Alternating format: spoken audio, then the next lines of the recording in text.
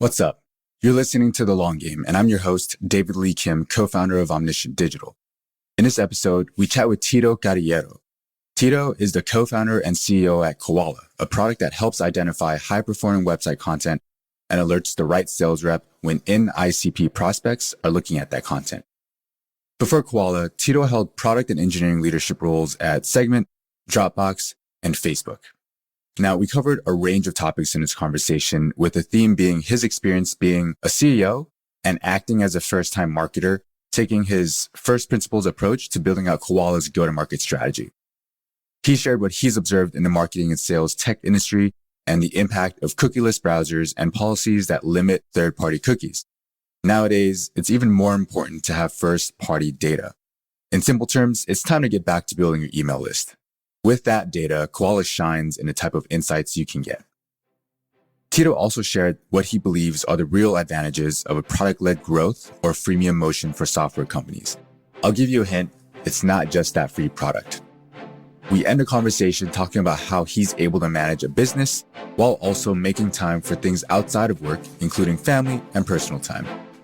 Here's my conversation with Tido Carriero.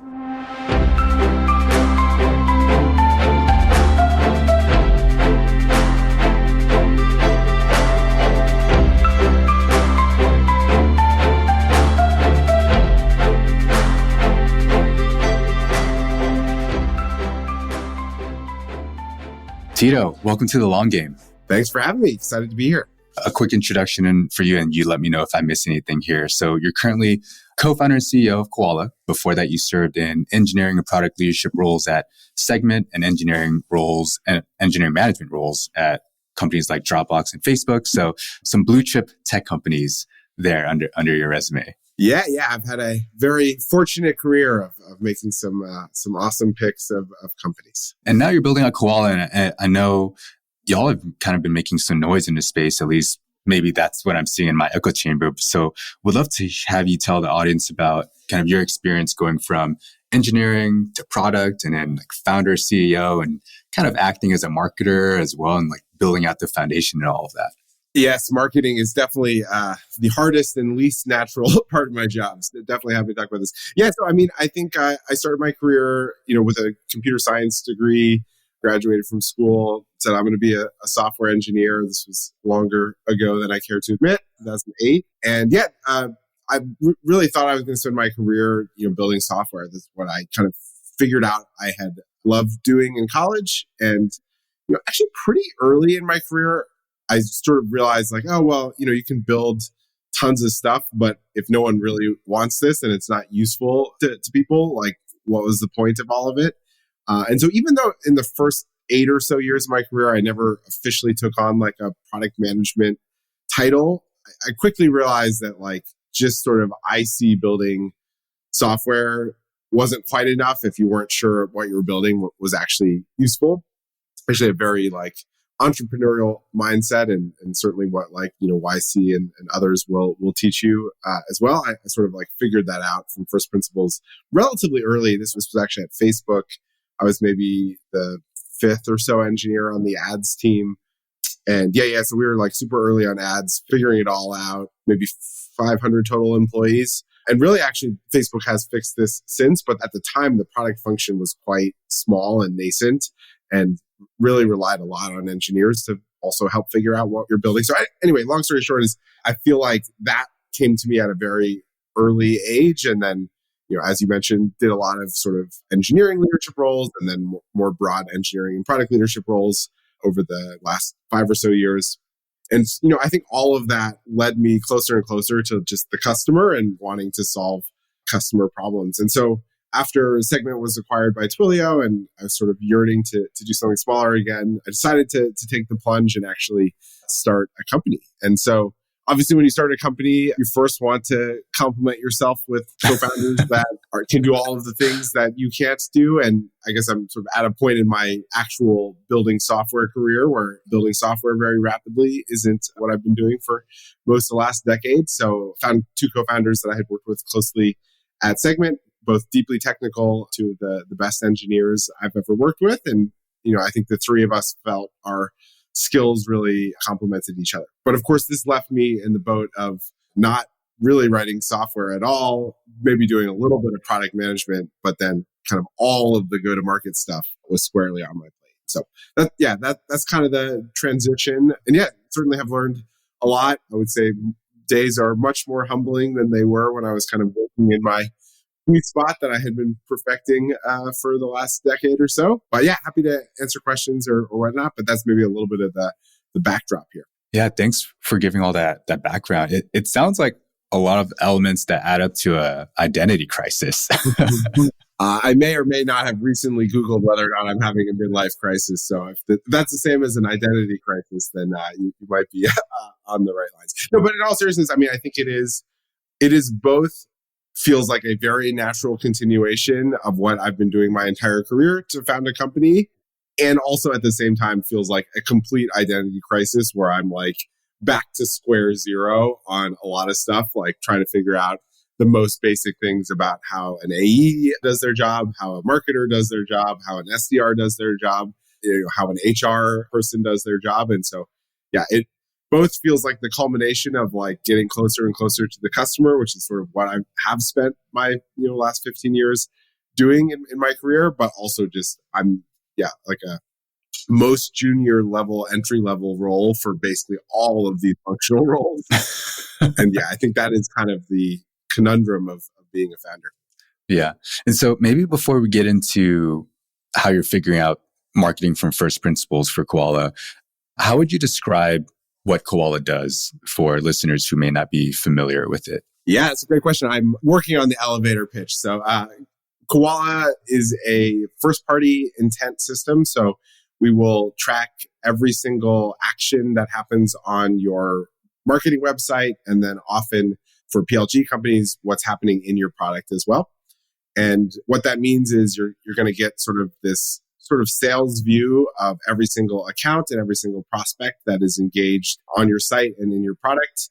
And then we have a number of scoring things and filtering things so that we can make sure that we're delivering notifications on the most actionable intent that's happening so that sales teams or founders or whoever can take action in the moment of intent. And what we found is that intent decays very rapidly. And so what you really need is a real-time system that can capture people right when they are in this moment of like figuring out what the product does. And we found that sending a genuinely helpful message, not necessarily like a, hey, let's book a meeting, but hey, saw you were checking out this, here's a related piece of content type message, is the best way to start a sales conversation. And it's outbound that looks basically nothing like any other outbound you're doing in terms of conversion, open rate, etc. So we really think this is the new go-to-market playbook, and we're excited to be at the forefront of it. What is interesting is what you didn't say. So when I was introduced to Koala, I was introduced to it as an account-based marketing platform. I noticed you didn't use any of those words. Does that kind of go into how you want to position in the market, or do you just not consider yourself that? Because I kind of view y'all as kind of coming up against like Sixth Sense, for instance, which has intent, but it's... Yeah. No, it's a great question. Certainly we play in this space.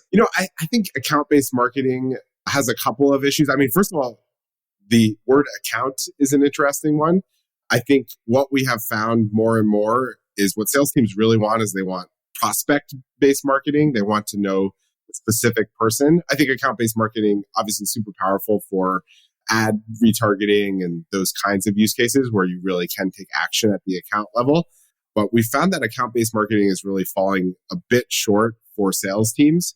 And so one of the big things we've been very focused on, for instance, is an identity layer. So it turns out you actually have access to all of this first-party identity. So you're emailing people, and if they click on your links, you sent that person specifically a link. You can actually know who they are and remember that identity. Most companies have tons of infrastructure to do identity capture across their marketing website in their product. Often they're not remembering those identities as people are engaging. And so we've actually found that the average non-PLG company, something like 30 to 50% of traffic can be identified to the person level, and something like 75%, even north of that, for a PLG company can have identified traffic. What? I know, it's kind of crazy. It's very counterintuitive. And so I'm hesitant to use the moniker account-based marketing when so much of what we're trying to do is at the person level. But it does require a slightly different way of thinking. It requires marketing teams to really be thinking about this identity layer as this like first class citizen that's really, really important and that they're going to invest in, and they're going to figure out other ways to do email capture and other ways to kind of build this first party identity graph. But yeah, anyway, that's why I'm a little hesitant to use the word account. That makes a ton of sense. Yeah, it's really interesting when you frame it that way, because it's like, I don't care if I know that someone from Salesforce visited the site. They have like, I don't know, 100,000 employees at this point. I want to know if like a specific SVP or something from Salesforce was on my website. And so we kind of talked about this before we started recording, but there's kind of, you mentioned some tailwinds in the market right now. So maybe you can give the listeners a little bit more context on like, why is this important right now? Like, why is the problem that you're solving with Koala important right now? And maybe that'll lead into like, how are you figuring out the marketing for this product as an engineer product background? Great question. So I think just zooming out a little, there's been this sort of predictable revenue playbook where you basically need to spin up enough resources to send enough cold emails that you're going to be able to like hit your pipeline numbers such that you're able to hit your revenue numbers. And I think this really has been working quite well for the last decade or so, maybe even a little bit longer than a decade. But what's happened in the last couple of years is that the volume has just really gotten pretty out of control on these cold outbound campaigns. Oh yeah, had like 20 today. Yeah, totally. There's just like not a lot of back pressure on sending a ton of stuff. So it's like kind of like sales leaders have been like, oh, it's a volume game. I guess we're just going to need to like keep sending more and more volume.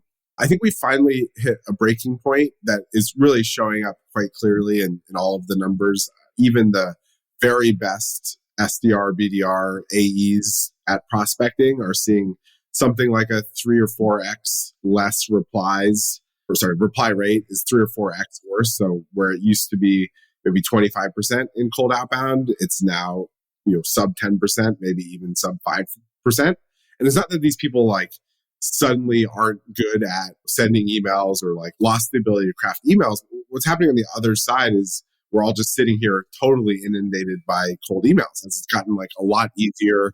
We have ChatGPT writing a lot of the emails, but really it's actually just gotten a lot easier to send huge volumes with all of these sales engagement platforms. And we've sort of like lost the plot a little bit on, I think, what is supposed to be happening, which is like go-to-market teams are supposed to be like genuinely helping the demand that's already coming in, like figure out what's the right package that I should be getting and what's the functionality I need or not, or like, can this actually solve my problem? And instead, we've been trying to like manufacture all of this demand with just tons and tons and tons of email volume. And so I think this is really, people have been kind of feeling it for the last year or two as like these reply rates have plummeted, but something specific happened in the last couple of months, which is Google like stepped up and said, hey, we're really going to take a stand on how much spam you're allowed to have and set a like hard threshold on spam. Now, they've been like a little bit back and forth on whether this applies to like work emails or like personal emails only. And like, if you look at their third-party cookie deprecation history, in Chrome, it's often that these are like much longer term changes. So I do think there's a little bit of like a question mark about what exactly is happening on what exact timeline. But this message really like rocked the world, and actually Google sent it, but then Outreach sent it to all of their customers. This was a couple months ago, and like everyone started freaking out. And I think for good reason, whether or not the specific timing of this specific spam initiative, I think this is like a sign that we do really need to start taking seriously like the volume and actually messaging people that actually want to hear about it as opposed to spraying and praying. And so I think that's the tailwind for us, is that people who are actively engaging with your content, actively reading your content, actively trying to figure out how the features work, like those are the people that the sales team should be trying to figure out what they're doing and how I as a salesperson can be helpful to this person.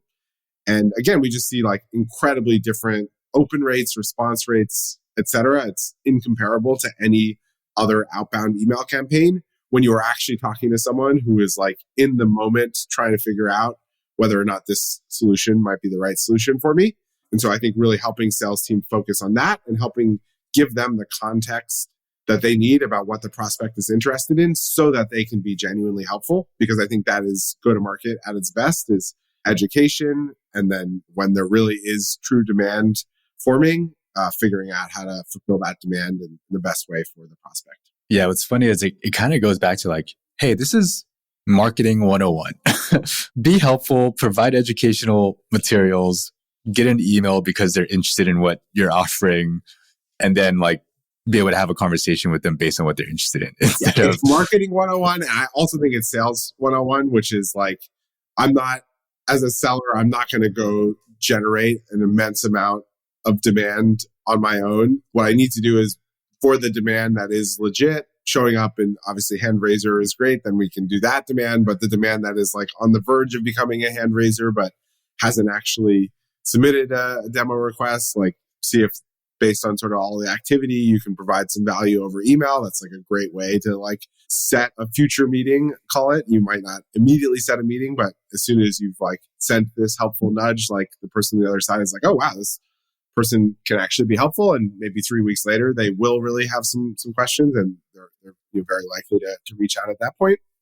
And so, yeah, I think it is marketing 101 and it is sales 101. And it is the way go-to-market has always been supposed to be. So in a sense, I'm glad we're getting back to this, but obviously a huge reset for all of the teams that we're serving.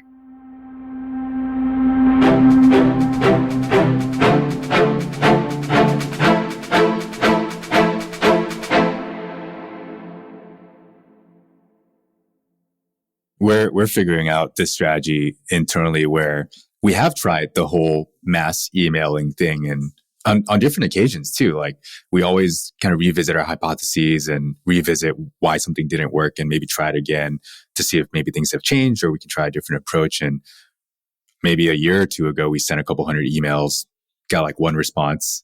The next year we tried it again. And then just this past couple months, we did try it one more time, and we were like, okay, if this isn't going to work, we're not even going to consider these AI BDR tools, because if doing it manually didn't work, well, why would we believe sending 100x the number of emails is going to be meaningful?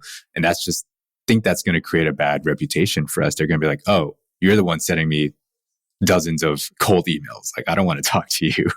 I think you've come to the right conclusion from first principles, that I think like the market is really just starting to reckon with. And it's weird for these companies that have, 50, 100 SDRs, because like this thing that they were doing that was working incredibly well up through about 2021, just like really has changed quite a bit. And yeah, I think this tectonic shift it's going to be interesting to see how it played out. But I think the people that have embraced the marketing 101 fundamentals and the sales 101 fundamentals of like really education and fulfillment are going to do just fine. And I think those who don't are going to really struggle and really waste a lot of go-to-market spend, I think is what it comes down to. Yeah. So let's start talking about how you've been approaching go-to-market for Koala, because you did mention it was a bit of a like professional shift in like responsibilities, and you've been approaching it, you mentioned, from first principles. So what does that process look like of figuring out the go-to-market for Koala, and maybe like you can weave in some learnings that you've gotten throughout that process? Yeah, I think it's a great question. It's still very much a work in progress, so I'll set expectations that we're still figuring it out. But I mean, a couple things happened. So first, we started Koala just about 2 years ago. Actually, 2 years ago tomorrow. Congratulations! Happy anniversary. Is it the first you start and you like don't really know what you're doing? We started it. I think for the first 6 or so months, we were just kind of exploring. We had this thesis that segment style data, because we had all worked at Segment, would be really, really useful for sales teams. And there wasn't really like a tool that was like quite making it work for sales teams in the way that they really seemed to want it. But wandering a little, starting at about 6 months, we were contemplating a pivot, and we realized that there were actually all of these SDRs and BDRs who were using Koala daily. And we had kind of been looking at slightly different roles. And that was like a huge light bulb moment. Like they were freaked out that we were pivoting, and we're like, oh, okay, that's interesting. We should go explore this further. And so that led to the first kind of modern version of Koala, which was launched October of 21. But to the go-to-market question, what kind of sneaks up on you is once you've been like solving this problem with, first like 5 design partners and then, 10 first customers and now about 100 customers, you start to really become like an expert at the thing. And like, I had never thought of myself as any kind of expert, sitting in the product and engineering department. I'm really not an expert on like, how outbound should be working for go-to-market teams and what like content teams should be doing and how they should be thinking about like identity capture.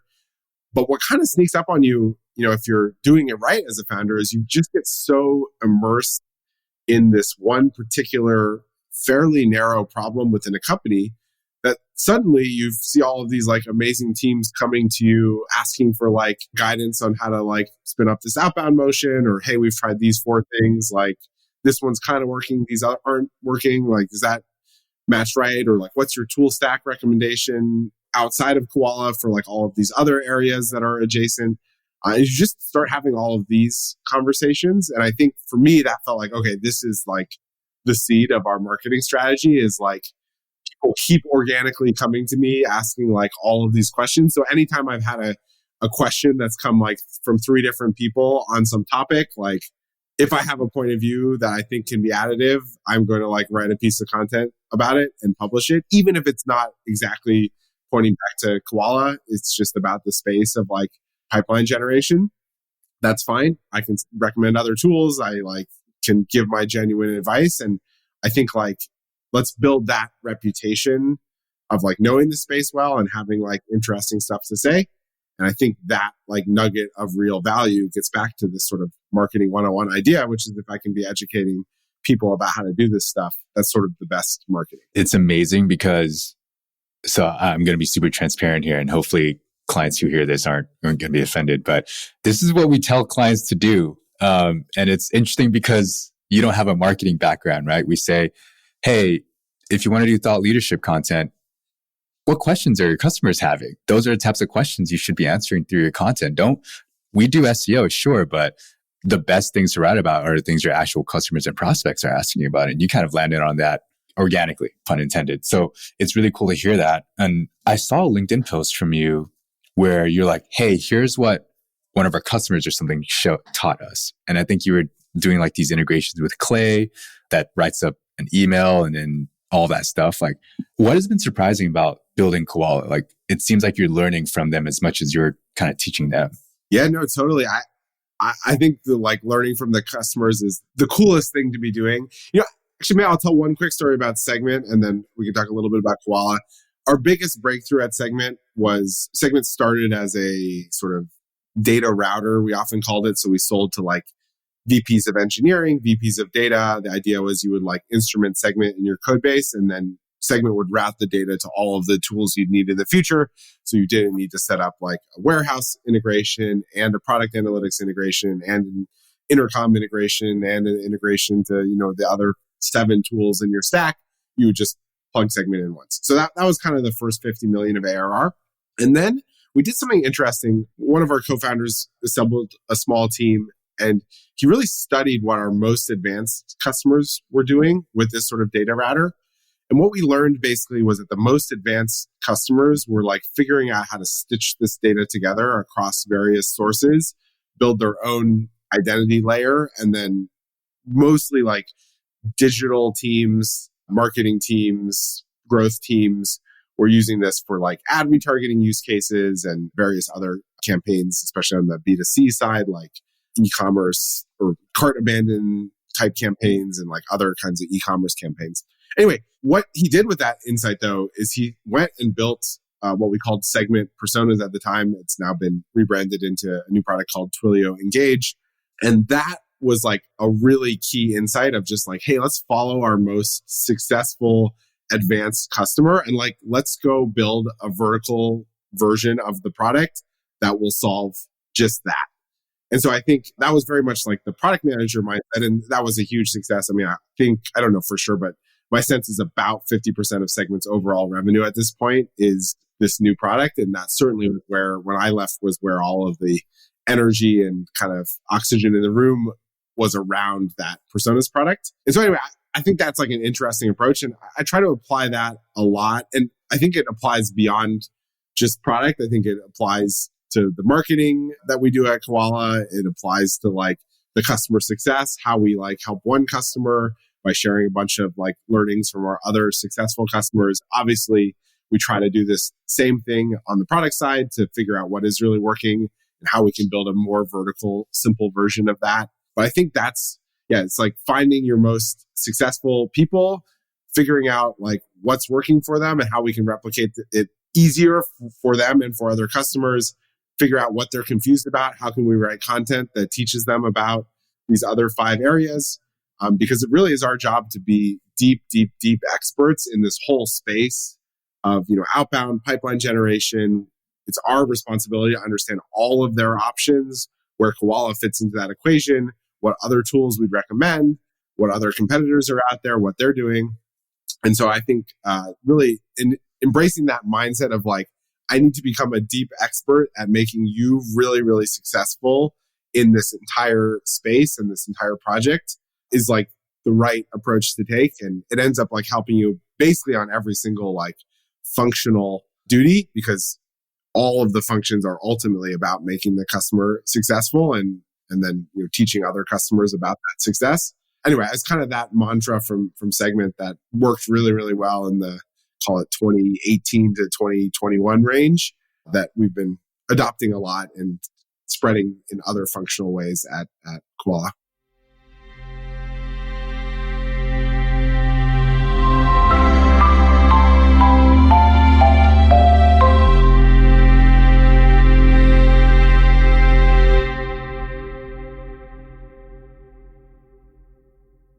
One of the interesting things there is it's just a loop, right? Like you continue serving your customers, you learn more for them, you take that, you teach that to more customers, they build on it, and then they tell you what they did, and you're like, oh wow, I would have never thought of doing that. Totally. That's how you become an expert, is like you get like 5 awesome design partners, you steal like a superpower from each of them, then suddenly you have 5 superpowers, and then you talk to a 6th person, you blow their mind with your 5 superpowers, then you're about to acquire a 6th superpower. I think maybe back to the kind of role shift you alluded to, I think the hardest thing for me on the marketing side is to remember that these thoughts are novel to a lot of other people. And I think like often you get so deep in a particular space that you like think about some content you could write and you're like, oh, well, that's not that interesting. Everyone knows that. And it's like, no. You know that because you spend like 8 to 12 hours a day talking about this very specific problem with like a lot of the best leaders in the world. That doesn't mean that the general public knows all of this stuff. And so that's the thing I need to constantly remind myself is like, okay, I got to embrace the cringe here and just like post, even if I think like this post is not that interesting, because chances are it's super interesting to someone who is less advanced than me in this space. And I have this like unfairly detailed point of view on all of this that also like often blocks me from thinking like, oh, this is actually really interesting. Yeah, I'd love to dig into some of those. You mentioned in the notes that we shared together, you had some unintuitive insights about like MQLs, PQLs, the actual real advantages of a PLG or a freemium motion. Maybe you can share some insights there that maybe to you feel pretty baseline, but might actually be quite helpful for a lot of folks. Yeah, sure. A little bit of background. Koala is like completely PLG, and we've been PLG since our first kind of public launch. I think that was one of the big ways we wanted to differentiate, is let people actually try the product. So we have a bunch of kind of knowledge from that, but we also serve a lot of like amazing PLG customers like Vercel and Retool and Segment and Sanity.io. A bunch of customers where like a big part of their flywheel is the product-led motion. So I think when I started Koala, my assumption was like all PLG companies basically start with a sign up, and then like that sign up happens, and then you wait a little while, and there's like some consumption limit you eventually hit. And then like once that consumption limit hits, like the heavens open up and sales comes down, and like, then a big contract gets done. And I think there is some truth to that. I mean, I do think like a lot of PLG companies like, really build their first like maybe 1, maybe 5, maybe even $10 million of ARR in that way. They're basically creating this awesome flywheel that maybe has some referrals and something really good is happening. It's like the clear winner Like you wait for those folks to hit whatever the usage limits are of the cheaper plans, and then you kind of process the upsells. But I think basically every company hits this limit at some point. I've seen it called the PLG trap. The CRO of Asana wrote something great about this, called it the PLG trap. Whatever you want to call it, it starts to become clear that this way of like building pipeline and building sales is not going to scale forever. And I think like it doesn't mean you need to like fish harder in the high usage accounts or like charge a lot more. It starts to require a shift in sort of your go-to-market thinking. And I think this is the kind of unintuitive piece. So meanwhile, as you were building, call it that $10 million of ARR, and you have 10,000 happy customers, what started to happen is like the slower moving enterprises have started to hear about you. And so you have a lot of brand equity there. But those folks are not likely to follow that exact same path I just described. Like the CIO of IBM is not about to start sending a ton of sensitive data through, call it Retool, without like an enterprise MSA in place. That's just not how they like procure and buy software. We saw this at Segment. We've seen this at numerous other of our customers. These folks buy software a little bit more the old-fashioned way of doing a bunch of research. If they think it sort of like gets close enough to meeting some of the requirements, they'll want to do some kind of like bake-off. They'll want to involve the sales team. They'll want like a very structured POC. And so this buying mechanism for enterprises actually looks a lot more like the old-fashioned thing that had nothing to do really with the PLG motion. But PLG companies have this huge advantage, which is they have about 75% of their traffic is de-anonymized to the person level, because everyone at some point clicks like sign up for free because they want to just sort of see what the workspace looks like. They don't mind giving their email so that they can kind of like poke around. That doesn't mean they're necessarily going to like trial it, hit a usage limit, and kind of go the standard PLG upsell approach. It just means that they're going to like take a look at what the product looks like. And so what we found is basically these PLG companies have this enormous opportunity, which is they have a lot more known user traffic from really large potential enterprise fits that are showing very clear buying intent. Maybe they're checking out the enterprise features. Maybe they're checking out the technical docs about how specifically a particular enterprise feature works. Perfect ways to go start a helpful conversation for the sales team. But the sales team isn't looking at those because they've been looking at like, what are all of the workspaces that are over their usage limits so I can go fish there. And so to really break out past that sort of PLG trap, you need to run what looks a lot more like a standard kind of enterprise outbound motion, but your PLG base of tens of thousands of accounts and like hundreds of thousands of like active users gives you that exact set of people that you can go after. And then it becomes like a filtering the signal from the noise problem, which is like a whole different part of Koala's platform, but you have to solve that problem next. When you're Vercel and you have literally hundreds of thousands of prospects on the website every single week, and you obviously don't have a go-to-market team that large, you need to start to get into filtering, automations, et cetera. You're definitely getting my wheels turning, because I consider it the golden age of HubSpot, when product manager under premium products, figuring out how to set up all those different triggers for when they decide to upgrade and all that. And you're kind of telling me something that is kind of hidden in plain sight, where, hey, yes, product usage data, it's helpful for sales. Like I think they call it product-led sales now. But the value is also the identity, because now you see what pages on the site they're visiting and other stuff surrounding the product usage. Like maybe they're looking at the enterprise pricing page or something like that, that can help a salesperson have more information rather than only relying on product usage data. Yeah, and actually some of that, there are certainly key product indicators for any product-led company that really are sales readiness. I just tend to think that's like the very first dashboard you ever set up when you like get some kind of BI tool, is you're looking at the like over quota people, whatever your definition of quota is, you're looking for those accounts. But what we found is actually like for a lot of our customers, there's particular technical docs that when they're researching this feature, they're 10 times, 15, 20 times more likely to become an SQO within 28 days as compared to a lot of those product actions. So actually, for a number of our larger customers, a product sign up is a negative indicator of like a sales opportunity happening within the next month. It doesn't mean it's not going to happen within the next 6 months, but it is actually a negative predictor for right now that they're going to become a sales opportunity. If you just look at the data of how often those signups happen and then how often they convert to an SQO within 28 days, it's about 2x worse than the average homepage visitor because they've self-selected a different path. But you look at the people like, again, researching the enterprise, the SSO pages or the other, whatever the equivalent enterprise feature is. You look at the people who are like researching us versus the competitors' content on your site. You look at the people researching the content about successful case studies of the company that they're aspiring to be. Those are the people that are much more likely to be ready for a sales opportunity. Those people haven't like launched headlong down the product-led growth avenue to go try this thing a bunch themselves, but they are interested. They're trying to figure out how it works. They're not just reading your technical docs for fun. They have a problem they're trying to solve. And so if you can hit those people, that's actually where the green field is. We find in a lot of sales teams, they're just not aware that all of this is happening. And I think that's the surprising thing is like those people are actually the hottest intent in some ways. And it makes sense. They're not self-selecting toward the whole product path, but they are trying to figure out how it works.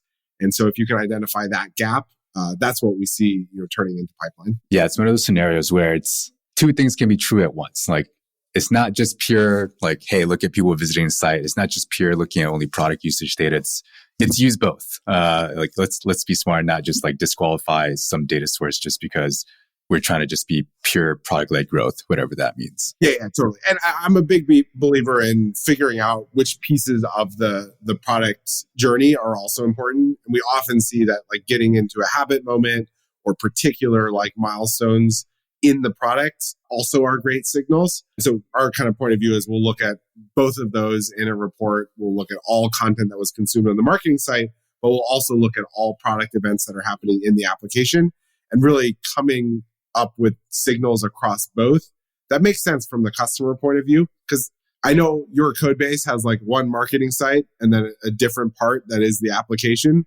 But from the customer's point of view, it's all like one journey and they don't care that there's two separate code bases and two separate tech stacks and all of that. And so I think the more you can combine that understanding of the customer into sort of like this person is trying to do all of these things. They're trying to do these educational things on the marketing site and they're trying the product in these ways and they're hitting these kinds of milestones in the product, getting all of that onto one surface and having that shared understanding of the customer. That's sort of how we architected Koala from day one. And I think it's really kind of paying off now that people are realizing that these journeys are connected and it's not just like two separate tools you should be looking at. And we're seeing a lot of the product-led sales folks start to get to this architectural understanding, and I wouldn't be surprised if they have Koala-like functionality in the next year. Yeah, exciting times for you and the product team figuring out how to stay ahead of all the competition that's probably seeing this. Oh, yeah. Well, the future is automations. It turns out everyone has way more going on their marketing site than they know what to do with. And so the more we can kind of help you figure out from a strategy perspective, these are like the 8 triggers that are worth acting on, then like let's figure out how we automatically take action on your behalf with an incredible message from marketing in about 20 minutes after the intent happens. Like that's the kind of the best way to maximize. So yeah, there's a lot of other product roadmap coming, a launch in the next month or so along those lines. But yeah, I think there's a lot more depth that we are building fearlessly toward.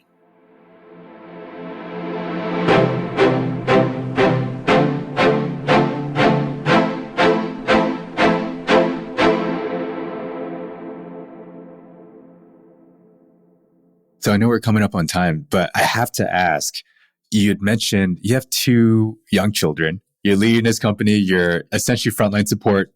You're on the sales calls.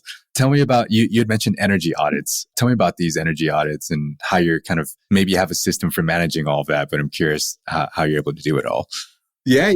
So when I was, after Segment had been acquired, I was at Twilio and was just trying to figure out what was next. For me, it was kind of exploring some roles internally at Twilio, trying to figure out if I wanted to finally do my dream of a startup. And so a friend and mentor of mine suggested I do an energy audit, which is basically you print out your calendar for the last couple weeks and you just like, I think it's like red, yellow, or green. You like highlight every single meeting, whether it took energy from you, whether your energy was kind of neutral or whether it added energy. And I wasn't really, or I had some hypotheses of like what I was going to get out of my energy audit, but I wasn't quite sure. So when I did this energy audit, I found out that basically all meetings were the people, every single person in the room was incredibly strong. And I was surrounded by like awesome talent. And that didn't mean like necessarily internally only. It could be customer meetings as well, or like a meeting with a great, candidate. But basically all of the meetings were like everyone in the room had been awesome, was like a huge energy boost to me. And then the meetings where I felt like either we were doing some weird activity for someone that didn't make sense because a customer asked for something, or we had some internal process, or like someone in the meeting just like was a drag on my energy, like all of that turned red. And so I guess from that, I realized like, hey, I really want to surround myself by like an incredibly kick-ass team. And I don't mind if it's like a much smaller team. I was running like a multi-100 person team at this point. I was like, I don't mind if it's much smaller as long as like I'm working with like world-class people and like world-class customers. That was like where I really found my energy. And so it became pretty clear to me at that point that I wanted to start a company. And that is ultimately what I did. I guess it did feel a little bit insane along the way because I have as you mentioned, a almost 3-year-old and almost 1-year-old. And so there was a lot of like, oh, is this like really the right time to start a company? But I think I knew from that energy audit that like it was what I needed career-wise, like the next exciting thing for me. And so I just figured out I'll find a way. And I think we've done a lot of things like in a very particular way at the company. I mean, all 3 Koala co-founders are parents, and we kind of set things up to be a remote hybrid culture, which is sort of what we felt like we needed from where we were in life, but also just the way we wanted to build the engineering and product team. I think now that we're starting to really think about scaling go-to-market quite a bit, we're sort of reevaluating some of these things. We may have an in-person office for the go-to-market team, so I think there's a number of benefits. But we basically started with the invariant, like, hey, we're going to start a company. We have these families. Like, how do we do this in a way that both will make an awesome product, an awesome company, but also will kind of respect the personal needs that we all have in terms of raising young families. Yeah, I may want to follow up with some additional questions on that, only because as me and my partner talk about, hey, what does it look like if we're both pretty interested in our work and we want to get more serious and maybe have a family? Like, how do we do both? So always looking for good role models to figure out how they're doing it. Well, I'm figuring it out as I go. But yeah, no, I think it is obviously a huge commitment and a life-changing thing to be a parent, and one of the best things I've ever done for sure. But there is only so many hours a week you can sit there playing with blocks with your kids before wanting to like challenge yourself mentally. And so I think, finding that right balance for you. But yeah, I think it's definitely something that I did a lot of planning on, a lot of thinking about. And I think there's ways you can really set yourself up for success. But yeah, I definitely would not send the message it's like an either or thing. I think you can totally do both. You just need a little extra planning. All right. So we'll move into some rapid fire questions just to close it out. Just some of my favorite questions to ask folks and kind of see if there's any patterns. So the first question here is, what's one opinion you have about business you think people would disagree with? I think right now is the best time in the last decade or so to be doing a startup. I think a lot of people feel like it's a really challenging time to be doing a startup with the market so tight, budgets so tight, et cetera, et cetera.